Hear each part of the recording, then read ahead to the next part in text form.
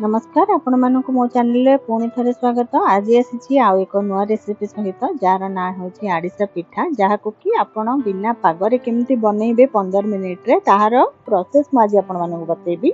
तो video T को skip न करी पूरा लास्ट जाए देखंतु। तो मु एठारे नेइची 1 कप चाउल चूना आउ हाफ कप क्षीर। तो रूम टेम्परेचर रे नेबे क्षीर एवं मु धीरे धीरे चाउल चूना रे क्षीर को ऐड करी ताको हाथ रे भल्ल भाव रे गोळेई नेबी। आपण देखि पारथि मु जेमति धीरे धीरे मझिरे मझिरे टिके टिके क्षीर ऐड करूची, ता सहित ताको भल्ल से हाथ रे गोळौची। गोटे मुठा हेला भलिया जेमति हमें मैदा रे तेल देकी हमें गोळा जाए पूरी पई, तो सेही बले मुठा हेला बले याको भल्ल भाव रे गोळेई नेबे। देखंतु म याको भल्ल भाव रे गोळेई नेची।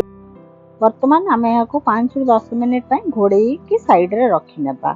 तापर मु गोटे कड़ाई रे नेइची हाफ कप चीनी, ता देहरे हाफ कप रु टिके अधिक परिमाण रे पानी देबी एवं यहाँ को गैस रे बसई देबी गोटे सीरा प्रस्तुत करिया पई। सीरा हमर मोटा न हेले भी चलिबो, बस चीनी मेल्ट हैला पर्यंत मु यहाँ को गरम करि नेबी।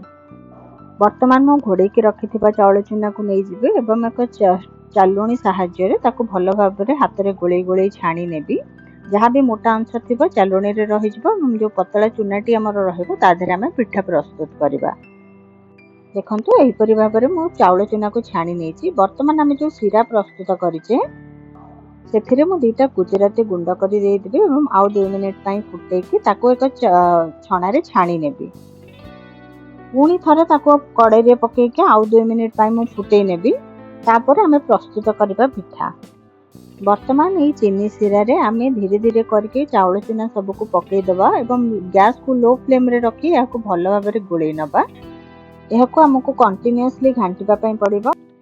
वर्तमान आमे एथिरे देइबा गोटे चमच घियो एवं पुणी ताको घांटीबा जे पर्यंत एक अटा चकटा टाइप रो कंसिस्टेंसी न आसी जाईची, आमे से पर्यंत याको घांटुथिबा। तापर आमे गैस को बंद करि दबा एवं एई जो प्रस्तुत होईची मिश्रण आमे ताको गोटे बाउल रे ट्रांसफर करके 5 मिनिट पई घोड़े रखिबा। टिके ठंडा हैला परे एहाको भल्ल भाव रे आमे हाथ रे मिसई नबा। देखंतु मु एई परि भाव रे मिसई नेछि। वर्तमान मु हाथ रे टिके नाको तेल लगेबी। तापर ए पिठारो किछि नेई एहाको भल्ल भाव रे पिठार शेप दे देबी। मु एक प्लेट रे धला राशि किछि नेछि। पिठा गड़ी सारिबा परे सेथिरे टिके राशि भी लगेई देबी, जहाँ फल कि टेस्ट भी भल आसो और आमर पिठा बहुत सुंदर भी देखा जिवो। देखंतु मु एई परि भाव रे सब पिठा गढ़ी नेछि। वर्तमान मु कड़ाई रे तेल गरम बसैतिली। तेल गरम होबा पर मु ता देहरे गोटे गोटे करके पिठा को छाणी नेबी। एका टाइम रे सब जाक पिठा पकेबे नाही, अल्प अल्प करी छाणीबे, नचेत पिठा भांगी जिवार भी चांसेस रहिছে। देखंतु मोर पिठा हेबा पर मु गोटी गोटी करी तेल रो काढी नेबी एवं बाकी जते पिठा मु गढ़ी थिली एई तेल रे दे देबे।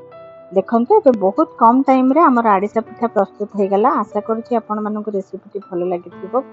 भलो लागिथिले कमेंट बॉक्स रे निश्चय जणाइबे। धन्यवाद।